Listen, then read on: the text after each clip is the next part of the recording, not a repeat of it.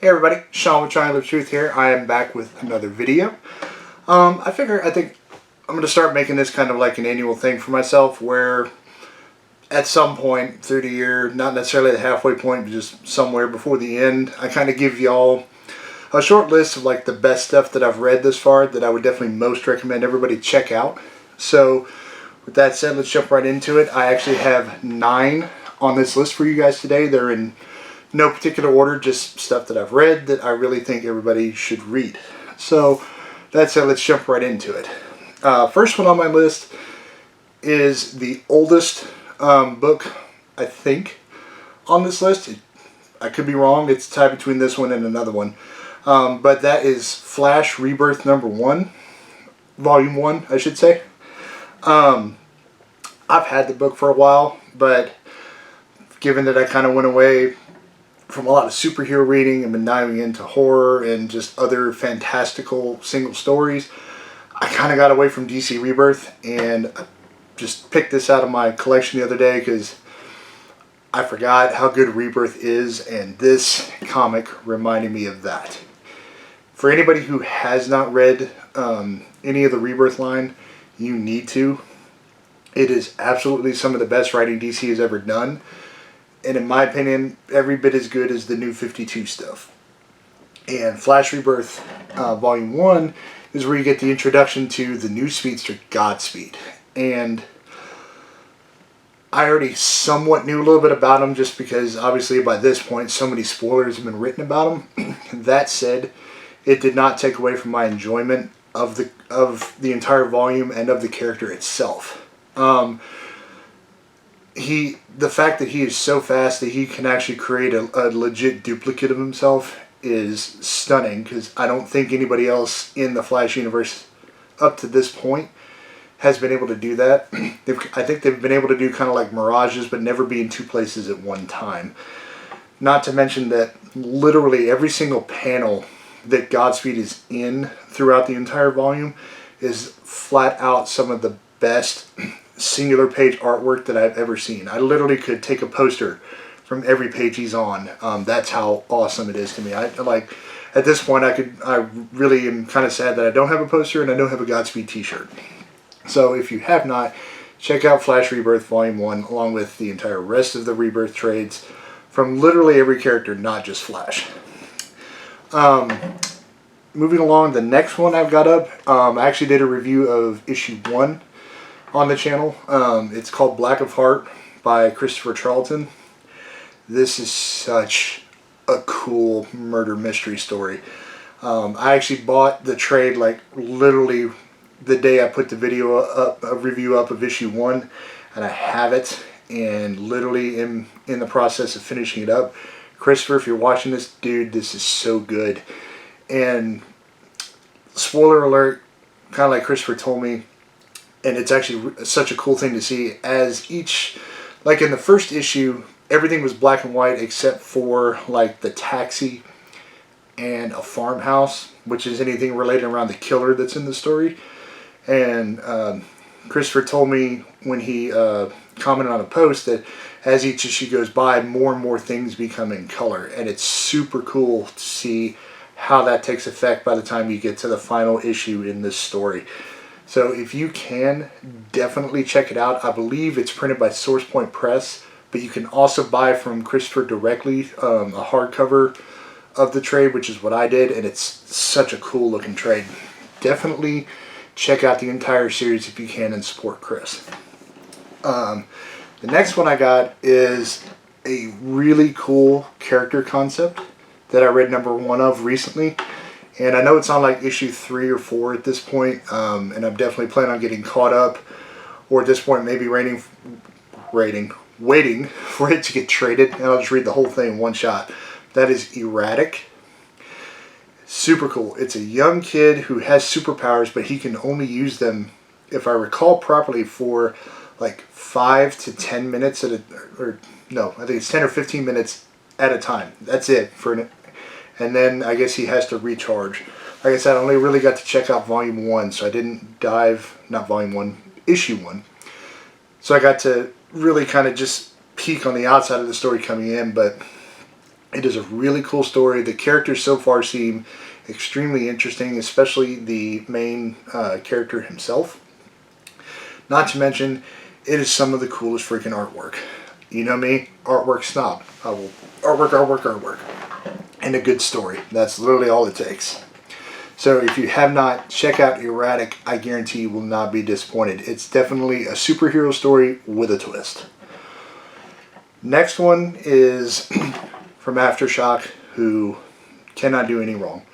Literally anything they publish from their authors and their teams has been a hit for me over the past, for sure, about 2 years at this point. But this is one from that just started this year, and that's called Maniac of New York. And it's an extremely intriguing story so far. I know it's a bit hit or miss with people as to whether they like it or not. I definitely love it. The main character, Harry, is kind of like a Jason Voorhees, but he's loose in New York. And they don't mince words. They jump right into it within the first issue, where it's literally they show him on New Year's Eve 2016, and he kills like 70 some odd people in Times Square. And he's just kept killing since then. However, the slight spoiler alert, twist to everything is that he has a no-kill zone. That has yet to have been, at least in the issues that I've read so far, talked about as or explored as to why that specific area, the specific areas of the city he does not kill in. But hopefully that's something that gets revealed, because there is a point in, I believe it's issue 3, where he's on a subway and he's just slashing people left and right. But then they get to a point on the subway where they say, we're at this stop coming up to this station. And he sits down and he stops. He does not move. He will not kill anybody. He does not react. And then as soon as they're out of that area, out of that stop, he immediately shows up again and begins just instant carnage. So I'm really curious to see how that plays into his story, and you know, when they actually start diving into possibly who he is and how he became the way he is. So if you are a big slasher kind of person, that is a comic for you. Alright, so earlier this year I did another video talking about comics or various things that you should read for 2021. This was stuff that I hadn't read yet. This is stuff that I felt everybody's like, when it comes out, you gotta read it. Well, if you remember, I said anything from Bad Idea comics is something you should read. Well, little did I know how right I was in that. And so far, the best series that I've read out of it is Iniak. It is an extremely intriguing concept. So for anybody who has not picked it up, highly suggest getting with your local comic shop, getting on Bad Idea's website, signing up for their subscription, or how they do.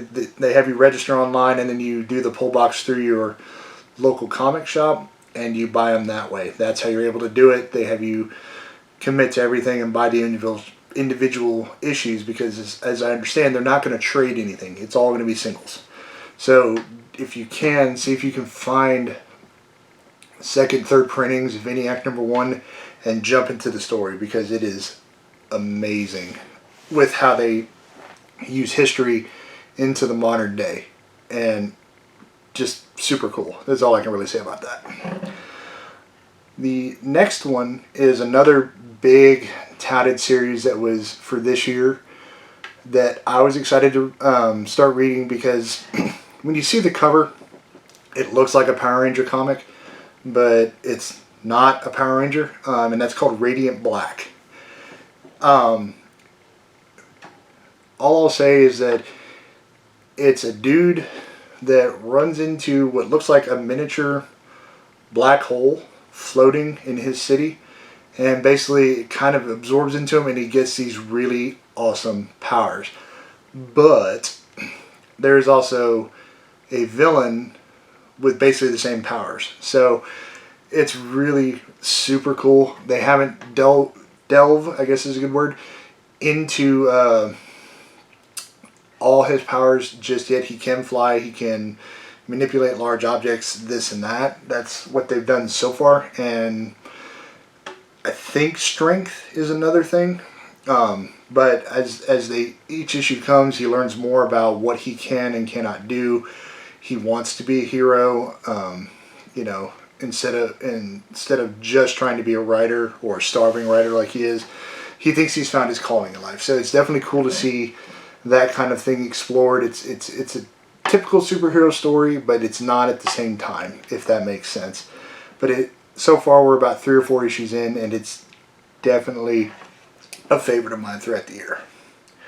Alright, so now we're kind of at the last 3, and I know I said these things weren't necessarily in order, but these 3 are definitely a little above the rest of the group.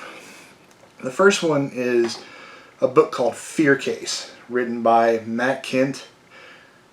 Matt Kindt has been on fire this year. He's got, I think, 2 or 3 active series with various publishers going, and they're all really, really good.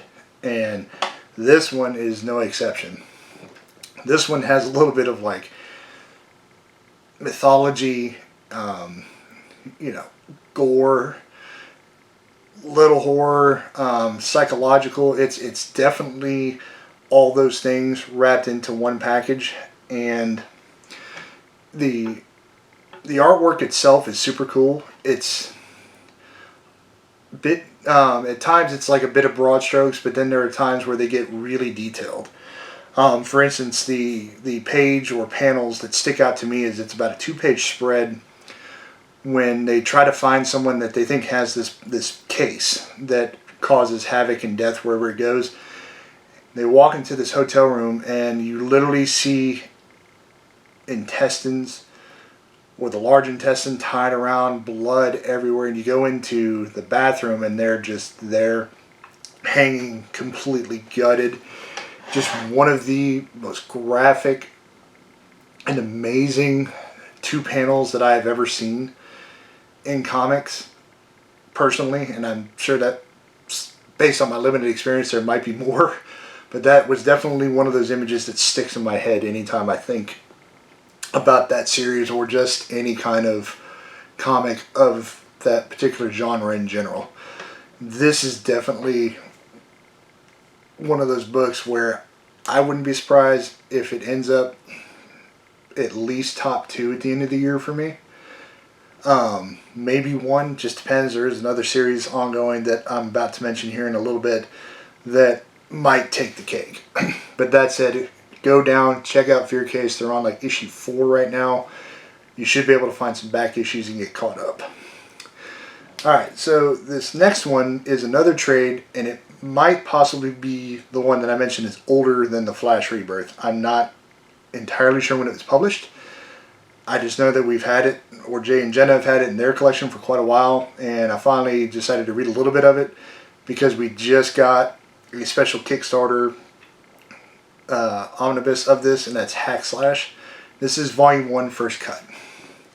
I wanted to at least learn a little bit about the Hack Slash universe, which the best way to explain it is take all the slashers that you know from movies, Chucky, Jason, Freddy, they exist in this world. And that's what the main character does. She goes and she tries to kill these people with the help of her best buddy, Vlad, who is, so far, really, really cool. And the dynamic between the two of them is really, really neat. At times it's cute, at times it's hilarious. But it's definitely something that throughout the book, and I think as I read the omnibus, will be interesting and play a big part in certain stories. So if you can, check out all of Hack Slash, not just Volume 1, that just happens to be the one that I read, but check out the entire run. She's done crossovers with many characters over the years, and then of course just her solo stuff in I think 1 or 2 omnibus. So yeah. And last but certainly not least is one that again Jenna and I did a review on very recently, and that is Stray Dogs. This is a murder mystery from a dog's perspective. And so far, it has been extremely engrossing in the story. I think that's the right word. But I've been pulled in from the very beginning. You have a little bit of humor. You have a little bit of, you know, a little scary, not like, you know, just a little lighthearted scariness. A little bit of the thrill. And then in this last issue, not even going to talk about it, but they basically just rip your heart out within the last 2 pages. We're not going to talk about that. We're just going to move on from it. Yeah, super sad. If you've read the issue 3, you know what I'm talking about. And that's that. So, outside of that, just, you know, get over here, here's your heart type version. Stray Dogs is absolutely amazing. Issue 4, I think, just came out this week. And I'm just going to keep reading this throughout the year. This, honestly, right now, is my pick for top series of the year. And as much as I love Something is Killing the Children, that is something that I've been reading since last year. And so my criteria for my list is stuff that I just started reading this year, especially for this list. So that's how I'm approaching it. And that said, yeah, Stray Dogs, gotta check it out.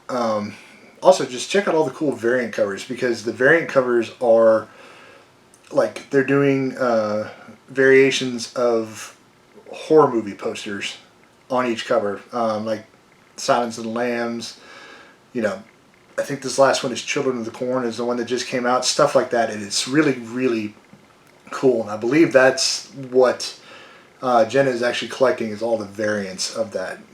So that aside, not to mention super cool artwork. And at the same time, if you are not entirely sure how Dog's Brain works, they do a really good job of, one, telling you, and then not only telling you, showing you examples with how the dogs are perceiving and remembering certain things as the story progresses. So, you know, just another thing that's kind of cool, you know, just gives you another bond if you've got a pet like we do, and whatnot. So, yeah, that is my list so far of the best reads for 2021. Let me know in the comments if you've read any of these and what your opinions are, as well as what your favorite reads of 2021 are. Perhaps it's something I haven't read yet, and I will run to the comic shop and at least grab one issue and check it out. That's all I've got for you this week, guys. As always, stay safe, stay healthy. I'll catch you guys next time. Later, everybody.